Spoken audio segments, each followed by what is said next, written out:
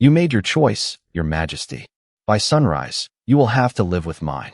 The words waited for Alpha King Stellan Blackthorn when he returned to the bridal chamber at dawn. He stopped in the doorway. The wedding candles had burned to pale stubs. Morning light stretched across an untouched bed, Aloan Hartwell's folded gown, and the silver Luna circlet she had worn only for the ceremony. No accusation greeted him. No tears. No bride. Aloan. Silence answered. A trace of cedar and wildflowers lingered in the room, already fading. The familiar scent pulled at something deep beneath Stellan's ribs, and suddenly the emptiness felt colder. He crossed to the dressing table. Her wedding ring rested beside a folded note. You made your choice. I have made mine. His fingers tightened around the paper. Then another voice returned from the night before the wedding. Aloan beneath the moon arch, asking for only one thing. Do not humiliate me. His own answer followed. You have my word. Stellan closed his eyes. He had broken that promise before every pack leader in the hall. Vivian had come to him claiming her family was in immediate danger and that someone possessed private information about the instability of his wolf. He had followed her because he believed waiting could place innocent people at risk. 2 royal guards had remained with them while he spent the night verifying the threat. He had not gone to Vivian as a lover, but Aloan could not have known that when she watched her husband leave their wedding beside the woman who had once been his mistress. He had chosen urgency over explanation. Worse, he had expected trust after giving her a reason to doubt him. Stellan stepped into the corridor. Where is my wife? 2 guards straightened. The younger man's expression changed immediately. My king, we believed Lady Aloan had your permission.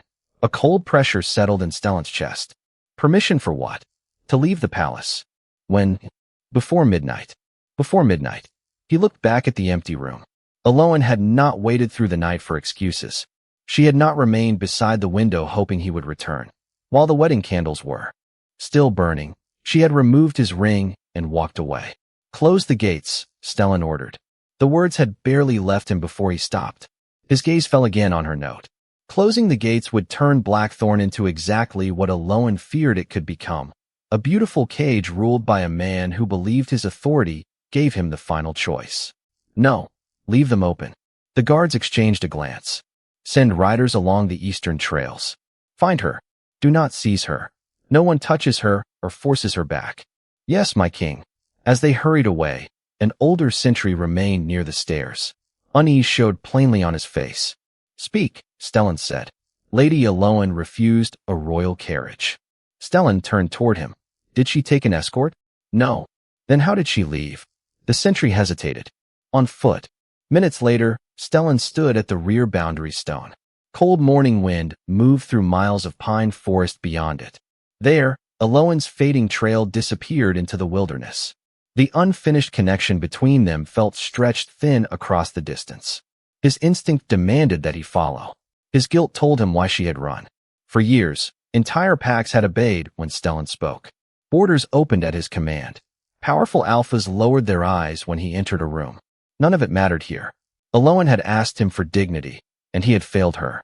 Somewhere beyond Blackthorn territory, his bride was choosing a life without him. Stellan stared toward the eastern trail and understood the truth his crown could not change. Finding Aloan might be easy. Giving her a reason to trust him again could be the hardest thing he had ever done. 3 weeks earlier, Aloan Hartwell arrived at Blackthorn Palace carrying one weathered suitcase and the uncomfortable certainty that almost everyone inside had expected a different bride. The palace rose above the northern pines, its gray stone glowing beneath the late afternoon sun. Yet its size was not what unsettled her. It was the attention. Wolves from across the northern packs had gathered for the coming royal union, and their curiosity followed her from the moment she stepped out of the carriage. That is the Omega? Someone whispered. The Moon Council chose her? Aloan heard both remarks. She kept walking. At 23, she had learned that answering every insult only allowed strangers to decide where her dignity belonged. With pale skin, chestnut hair, hazel eyes, and a simple blue traveling dress, she looked nothing like the commanding Luna many had imagined beside Stellan Blackthorn. 3 nights earlier, during the Moon Council's recognition rite, the silver flame had bent toward Aloan when Stellan entered the circle. Old pack tradition called it the beginning of a rare connection, not a command to love. That distinction mattered to her. The moon could reveal a path. It could not decide whether two people walked it together. Her first private meeting with Stellan lasted less than 10 minutes. He was courteous, formal, and difficult to read. But before the guard announced her name, his silver-gray eyes had already lifted toward the door. He had recognized her presence. Eloan felt the answer in herself a heartbeat later when pine, frost, and cedar reached her. A quiet warmth unfolded beneath her ribs. For several seconds, neither spoke. Then Stellan offered her a chair, and whatever had passed between them disappeared behind the discipline of a king. 2 days before the wedding, Eloan stood through her final gown, fitting, while noble women watched from velvet chairs. "Silver cannot make an Omega royal," one murmured. Another laughed. Eloan ignored them until a young servant stumbled with a tray of tea. Hot water splashed across the girl's hand before the tray struck the carpet.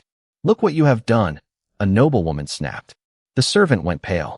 Eloan immediately stepped down from the fitting platform. "Forget the carpet. Let me see your hand." "My lady, I am so sorry. You are hurt. You have nothing to apologize for." Eloan gently took her hand. The healing warmth she had carried since childhood gathered in her palms. Within moments, the redness began to ease, and the servant's frightened breathing slowed. "Better?" Eloan asked. The girl nodded. "Thank you." Only then did Eloan realize the room had gone silent. Stellan stood in the doorway. He was watching her, not the spilled tea or the unfinished gown. The distance she remembered from his study was gone. "You can heal?" he asked. "A little." The council records never mentioned it.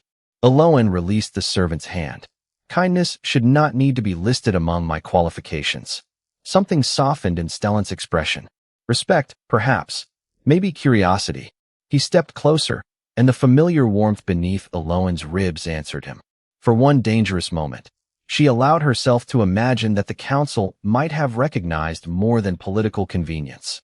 Then winter roses drifted into the room. Stellan stopped. A woman appeared behind him, elegant and composed, wearing the colors of an old alpha family. "Stellan," she said. Eloan saw familiarity pass across his face before he answered. "Vivian." The servant beside Eloan lowered her eyes. One noblewoman exchanged a knowing glance with another. Eloan needed no explanation to understand that this woman belonged to a part of Stellan's life no council ceremony could erase. Then Vivian rested her hand on his arm with the ease of someone who had done it many times before. Stellan did not immediately move away. Eloan said nothing. She simply watched. The moon had pointed her toward a possible future with the Alpha King. But standing in that room, Eloan understood that before Stellan could choose that future, he would have to decide what he was willing to leave in the past. The night before the wedding, Eloan found Stellan beneath the ancient moon arch at the eastern edge of the palace grounds. Silver ribbons moved softly from the pine branches, each carrying the names of wolves who had chosen one another beneath that same arch for generations.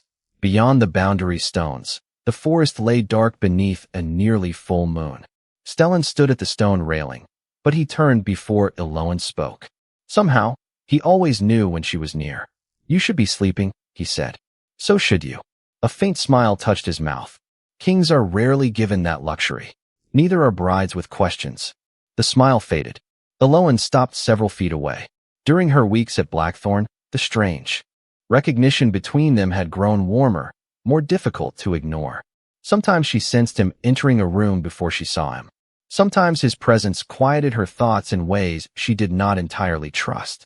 The Moon Council called it the beginning of a wolf bond. Eloan refused to call it love. Love required more than instinct. "Do you love Vivian?" Stellan became still.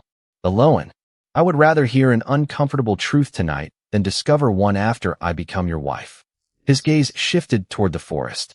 "Vivian and I were together once. It ended before the council chose you." Why did it end? He considered the question. Because history and a future are not always the same thing. Honest, but incomplete. Eloan accepted that for now. Does she know it is over? His jaw tightened. Yes. Eloan remembered Vivian's hand resting on his arm and how long it had taken Stellan to move away. "Then I need one promise from you." He faced her fully. "Name it." Eloan drew a slow breath. "Do not humiliate me." Something changed in his expression. Tomorrow I will stand beside you in front of wolves who already believe an Omega is too weak to be their Luna.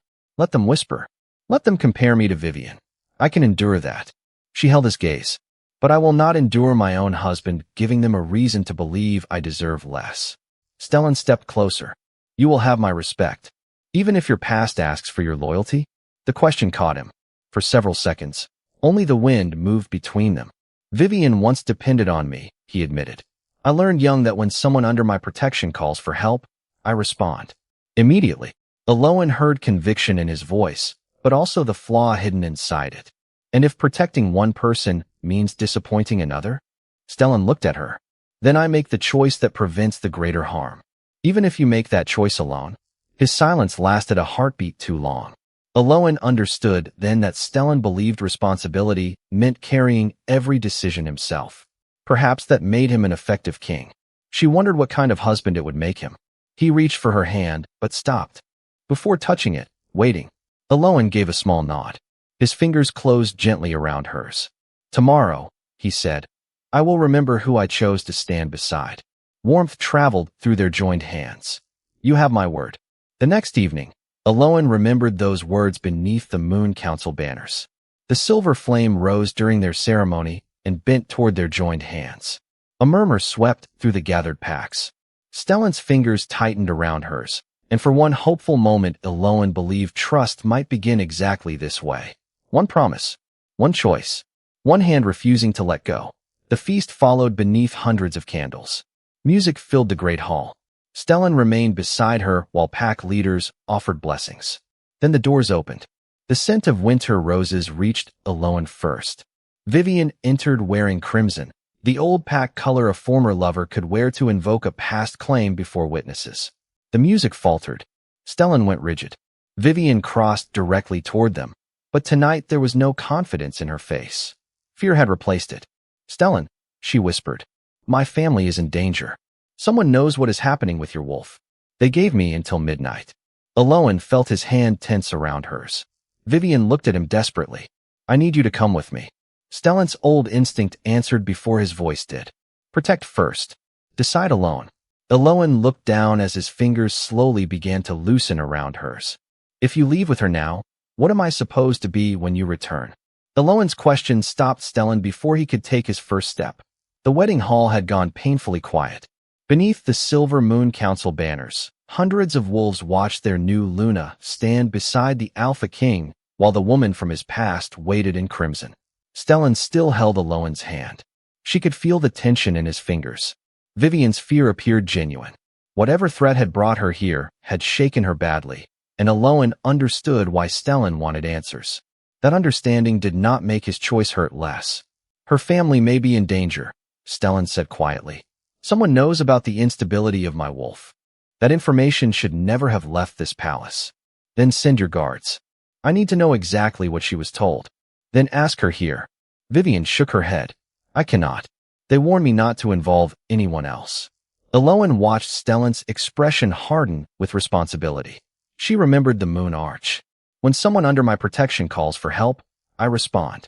Immediately, the flaw she had glimpsed the night before was standing between them now. Stellan did not lack compassion.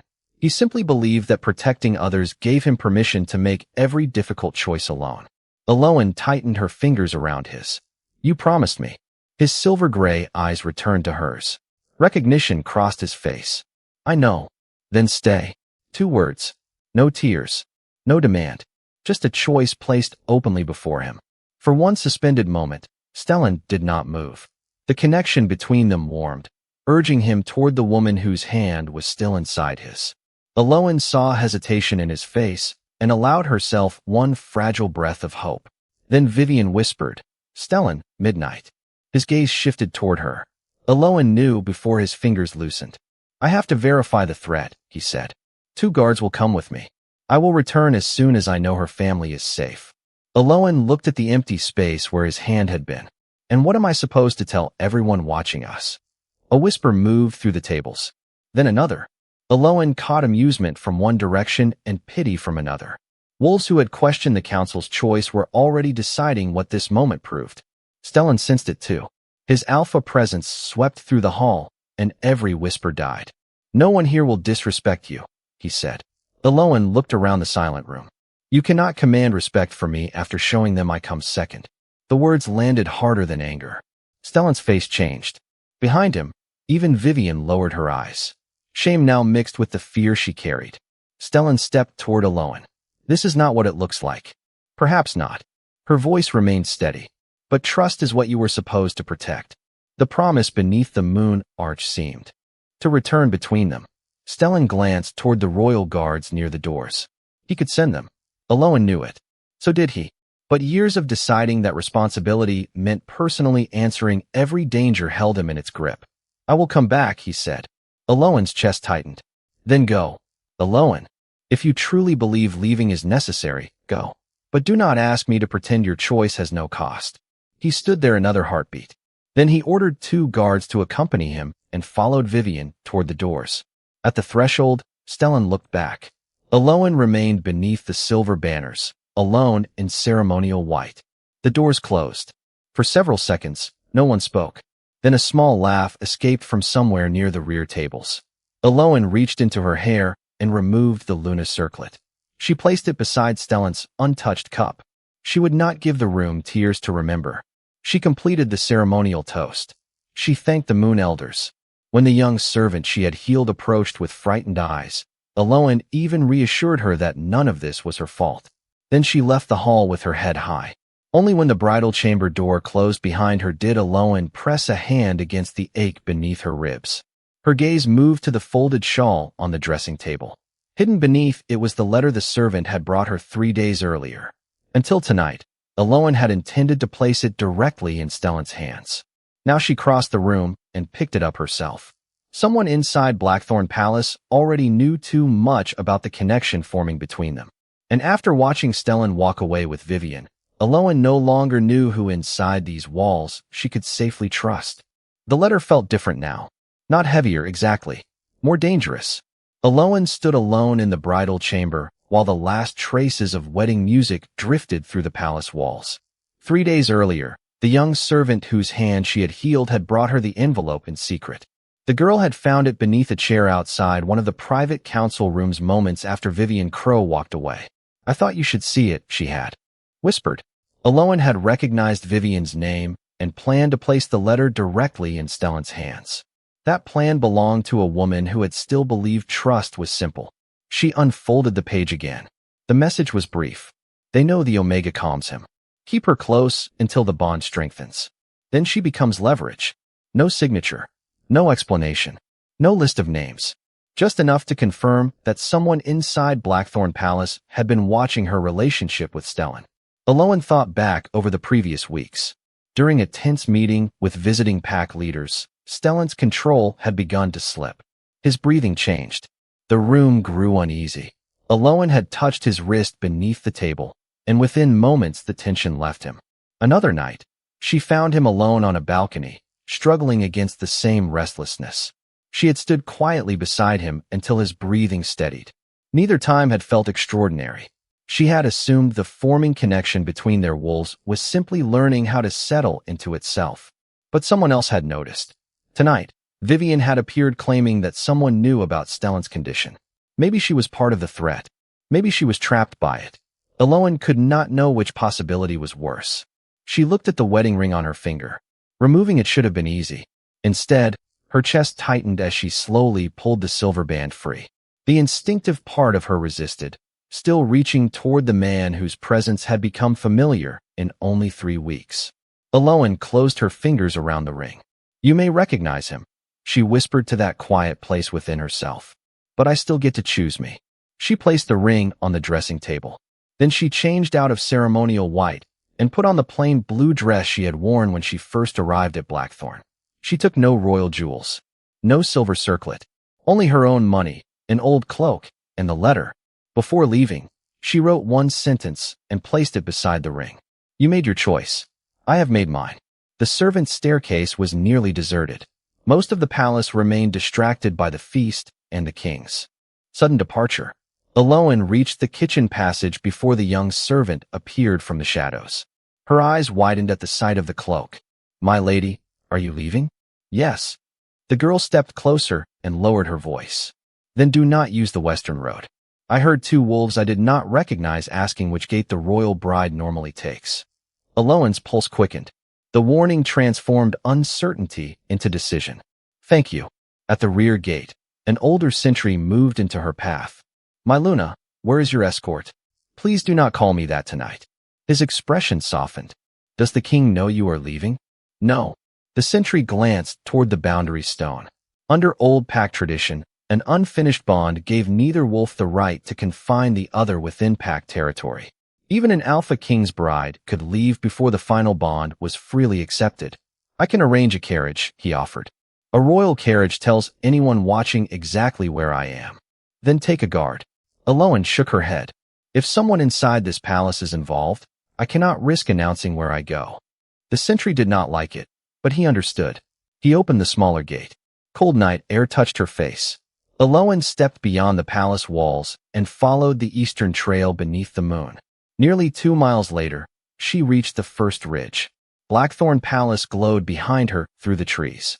For a moment, she stopped. Every instinct that had begun recognizing Stellan pulled her backward. Her dignity pushed her forward. Aloan turned away. Then the wind changed. A strange wolf scent drifted through the pines ahead. Male. Unfamiliar. She froze. Somewhere beyond the trail, a branch shifted softly in the darkness. Aloan tightened her cloak around the hidden letter. She had left Blackthorn because staying no longer felt safe. Now, staring into the trees, she realized leaving might not have made her safe either.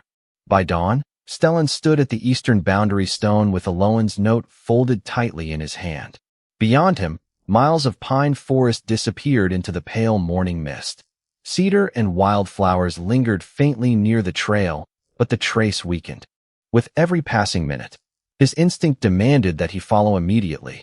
His guilt forced him to remain still long enough to remember why she had gone. Do not humiliate me. You have my word. The promise returned with painful clarity. Vivian's warning had been real. Stellan had spent the night with 2 royal guards confirming that someone had threatened her family and somehow obtained private information about his unstable condition. Nothing romantic had happened between them. He had never intended to betray his bride. Yet none of that changed the choice Aloan had witnessed. She had asked him to stay. He had decided he knew what mattered most. He had been wrong. Your Majesty. Hollis Wren approached along the palace path. The elderly royal healer stopped beside him. The guard said she left before midnight. Stellan kept his eyes on the forest. She knew something before she left. There was a letter. What letter? Before Stellan could answer, hurried footsteps sounded behind them. The young servant Aloan had helped during her gown fitting came toward them with the older gate sentry. Fear showed on her face, but she did not turn away. My king, I need to tell you something. Stellan recognized her immediately. Speak freely. 3 days ago, I found a letter outside one of the private council rooms. Lady Vivian had just left the corridor. I gave it to Lady Aloan. Stellan turned fully toward her. Why Aloan? The servant swallowed.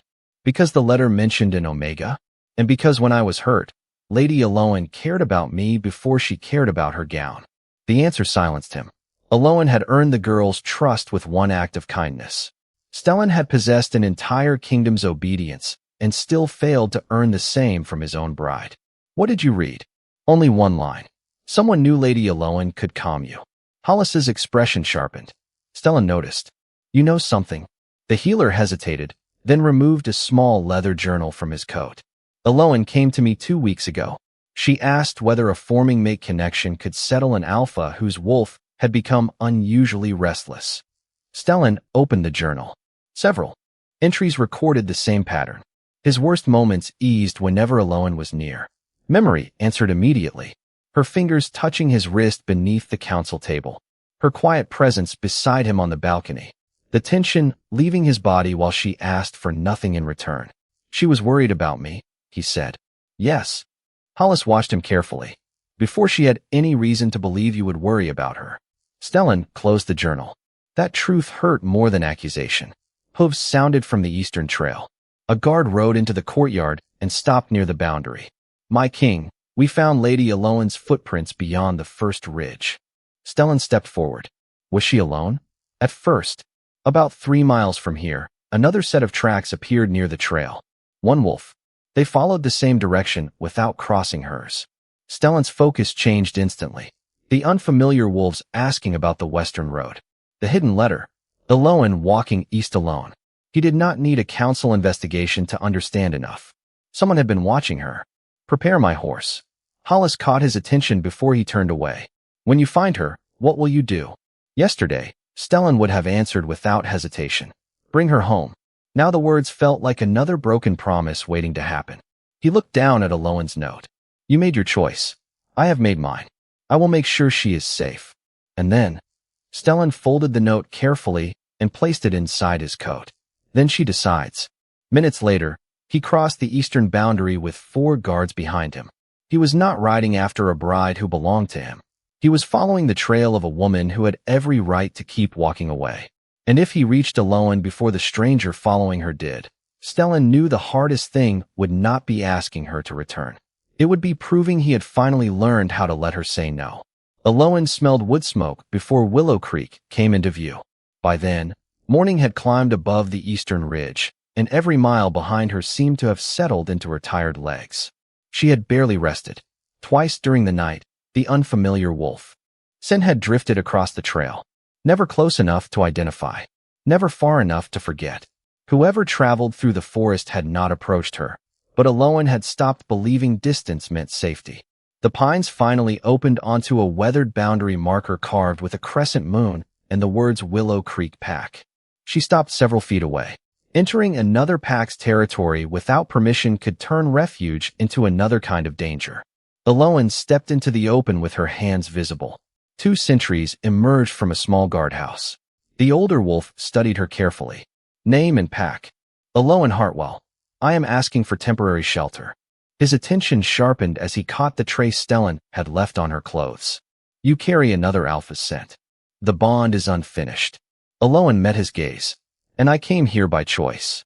The sentry considered her answer, then nodded. Willow Creek honors free passage under moon tradition. You may enter. Relief loosened something in her chest. The village beyond the boundary was small and warm, nothing like Blackthorn Palace. Wooden homes lined a broad dirt road. Breakfast smoke curled from chimneys. Children carried baskets between porches while older wolves repaired fences near the outer farms. No one bowed when Eloan passed. No one whispered Luna. For the first time in weeks, she was simply alone. Near the healer's cottage, a little girl sat crying beside her mother. Several families had returned after unfamiliar wolves were spotted near the farms during the night. No one had been harmed, but fear still hung over the village. May I help? Eloan asked. The healer looked exhausted. If you can calm frightened children, I will owe you breakfast. Eloan almost smiled. She knelt beside the girl. Can you breathe with me? Small fingers slipped into hers. Eloan let the familiar healing warmth gather gently between their hands. The child's breathing slowed. Her shoulders relaxed. Soon another child came closer, then another. Eloan was helping the youngest boy when a familiar presence reached her from beyond the village. Pine, frost, cedar. Her hand went still. She did not need to see him. Stellan. Hooves slowed near the boundary marker. Eloan rose and stepped onto the porch. Stellan stood beside his horse outside Willow Creek with 4 royal guards behind him. He saw her immediately. He did not cross. The older sentry approached. You are outside our territory, Your Majesty. I know. Stellan's eyes remained on Eloan. I am asking permission to enter. A king asking, not commanding. The sentry turned toward her. Eloan understood that the choice was being given to her. After a moment, she nodded. Stellan entered alone. His guard stayed behind. He stopped several feet from her. Exhaustion showed beneath the control in his face. You found me, Eloan said. Yes. Did you come to take me back? No. The answer came without hesitation. Something in her chest eased despite herself. Then why are you here? Another wolf followed your trail for nearly 3 miles. Someone inside Blackthorn also knew what your presence was doing to me. Eloan tightened her cloak around the hidden letter. I have the message they sent. Keep it. Stellan drew a careful breath. I came because I needed to know you reached somewhere safe. And now, if you tell me to leave, I leave. Eloan searched his face for the command hidden beneath the words. There was none. Stellan glanced toward the families near the healer's cottage, then back at her. I remembered what you asked beneath the moon arch. Her throat tightened. Too late. Yes. He accepted the words without defense. I gave you my promise. When keeping it became difficult, I decided my judgment mattered more than yours. Several Willow Creek wolves had grown quiet nearby. Stellan noticed them. Then he lowered himself to one knee in the dirt. Eloan stared at him. Get up. I humiliated you before witnesses. I will not hide my apology where no one can hear it. His silver-gray eyes lifted to hers. I was wrong. The connection between them warmed, but Eloan did not move closer. Standing beside you made me your bride. It never made me safe. Pain crossed his face. I know. An apology does not repair that. No. What I do after it might. He rose only after she stepped back, and he made no attempt to touch her. Then the morning wind shifted through Willow Creek. A scent drifted from the trees beyond the boundary. Eloan froze. Stellan turned at the same instant. She knew that fragrance. Winter roses. Vivian had found them. Winter roses did not belong in Willow Creek. Eloan recognized the fragrance before the branches moved beyond the boundary. Her fingers closed around the letter beneath her cloak as Stellan shifted toward the tree line. Instinct made him move first. Then he stopped. Instead of ordering Eloan behind him, he turned to her. Do you want the Willow Creek sentries here? The question caught her almost as sharply as the familiar scent. Yes. Stellan nodded. The older sentry signaled 2 wolves forward. A moment later, Vivian Crow emerged from the pines. The crimson cloak from the wedding was gone. She wore a plain gray coat dusty from travel, and exhaustion had replaced the confidence Eloan remembered. Vivian stopped outside the boundary marker. I am requesting permission to enter. The sentry glanced at Eloan. She can speak from there. Vivian accepted the decision. Her gaze briefly found Stellan before settling on Eloan. You have the letter. Yes. Then you deserve the truth. Stellan's jaw tightened, but he remained silent. Vivian drew a slow breath. 2 members of the Royal Council discovered that your presence helped Stellan control his wolf. They feared a stronger bond would make him harder to influence. They threatened my family's territory unless I helped separate you. Eloan felt the pieces align. The letter. The crimson dress. The midnight warning. They told you to come to our wedding. Yes. Shame entered Vivian's voice. They knew what everyone would assume if I wore crimson. The threat against my family was real, but humiliating you was part of their plan. Eloan looked at Stellan. You still could have sent your guards. Yes. He did not explain. Did not defend himself. That mattered more than another apology. Vivian reached inside her coat and placed a sealed packet on the boundary stone. Their names and messages are inside. I will testify before the Moon Council. Why come here first? Eloan asked. Vivian hesitated. Because the council can judge what I did. They cannot apologize to you for me. For a moment, neither woman spoke. Eloan was still angry. Fear might explain Vivian's choice, but it could not erase the moment she had walked into the wedding hall wearing crimson. Tell them everything, Eloan said. I will. Vivian lowered her head once and turned toward the road where Stellan's guards waited. She had barely gone 20 feet when pressure suddenly tightened beneath Eloan's ribs. Stellan drew a sharp breath. His exhaustion had been visible when he arrived. Now the strain beneath it surfaced. The air around him grew heavy enough that nearby conversations stopped. Parents quietly drew their children closer. Stellan noticed immediately. He backed away from the village. Take Vivian to Blackthorn, he told his guards. I need space. He turned toward the open field beyond the cottages, deliberately putting distance between himself and everyone else. Eloan followed. Do not, Stellan said. He kept his back to her. You owe me nothing. I know. She continued toward him. That is why this is my decision. Stellan stopped. Eloan remained an arm's length away. Look at me. His silver-gray eyes found hers. For once, she did not see the Alpha King first. She saw a tired man who had spent years believing control meant never allowing anyone else to carry part of the weight. You are in Willow Creek, she said softly. No one here is threatening you. Breathe. His shoulders eased slightly. Eloan extended her hand. Stellan stared at it, but did not reach for her. This is not forgiveness, she said. It is kindness. Learn the difference. Only when she nodded did he take her hand. Familiar warmth passed between them. His breathing steadied. The pressure surrounding the village faded. Then Stellan released her first. He stepped back. The Moon Council will hear Vivian. After that, I am returning to Blackthorn. Alolan searched his face. Without me. Unless you ask otherwise. Her heart tightened. Weeks ago, Stellan would have decided what was safest and expected her to follow. Now he waited, knowing her answer might hurt him. Alolan gave. None. He bowed his head and walked toward the boundary. She watched him leave without turning back to persuade her. The connection between them remained, quiet beneath her ribs, but it no longer felt like a chain pulling her toward a future someone else had chosen. The moon might recognize a mate. Stellan was finally learning that only trust could bring her home. Stellan kept his promise.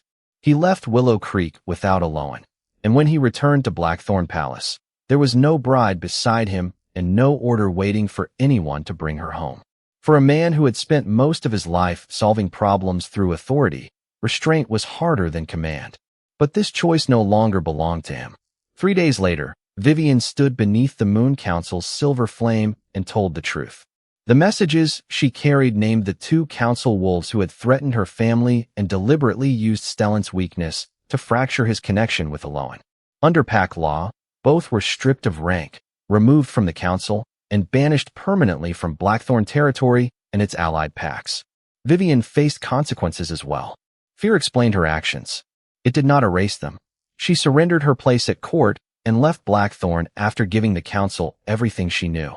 Before departing, she sent Alolan one final letter. No excuses, only an apology. Alolan did not answer. Some wounds needed time more than words. She remained at Willow Creek. Days became weeks. She helped the village healer, walked the pine trails beneath open skies, and discovered how peaceful life could feel when no one measured her worth by the rank of the man beside her. Stellan never appeared unexpectedly at the boundary. He never asked Willow Creek's Alpha to persuade her. He wrote instead. His first letter apologized without asking for forgiveness. His second simply told her he hoped she was safe. The third contained one sentence. I am learning that protecting someone means very little if they do not feel safe enough to stay. Alolan read it twice before folding it carefully. Regret was not change. So she waited. Stellan changed anyway. At Blackthorn, he made one principle clear at every formal bonding rite. Recognition was not ownership, and no bond was complete without the willing choice of both wolves. When the Moon Council asked when their Luna would return, his answer never changed. When she chooses to. By the next Moon Festival, silver lanterns glowed across Willow Creek. Alolan stood beneath them with Stellan's latest letter in her hand. The quiet connection between them remained, but distance had changed its meaning. It no longer felt like something pulling her toward a future already decided. It felt like a door left open. Before midnight, Alolan packed her weathered suitcase. Several hours later, her carriage crossed into Blackthorn territory. She requested no royal escort and sent no announcement ahead. When she entered the Great Hall, she wore the same simple blue dress she had worn on the day she first arrived. Conversation faded. Stellan stood beneath the silver banners. He sensed her before he turned. Surprise crossed his face, followed by something warmer that he made no attempt to hide. Still, he remained where he was. Between them, the Luna circlet rested on a table beside his crown. Alolan walked toward him. You came back, he said. I came to see whether the man writing those letters was real. A faint smile touched his mouth. And I am still deciding. Stellan nodded. Then take all the time you need. His gaze moved briefly toward the circlet. The first time, the council recognized what might exist between us. I treated destiny as though it could do the work that trust requires. He removed his crown and placed it beside hers. I can ask these packs to recognize you as Luna. I cannot ask you to belong to me. Alolan studied him. I am still angry about that night. I know. There may be mornings when I remember it and become angry again. Then I will listen again. She looked at the 2 crowns, symbols of everything others had once expected her to want. Then she looked at Stellan. He made no command, no claim. He simply waited. Alolan stepped closer and held out her hand. Stellan did not take it until she nodded. His fingers closed gently around hers, and familiar warmth answered between them. The moon may have recognized you first, Alolan whispered. But this choice is mine. Dawn spilled gold across the tall windows of Blackthorn Palace. Around them, the gathered wolves remained silent. On the table, both crowns stayed untouched. Alolan's hand remained in his. Thanks for watching. Share your thoughts, like, Share, subscribe, enable notifications, and join us for more unforgettable alpha romance stories ahead.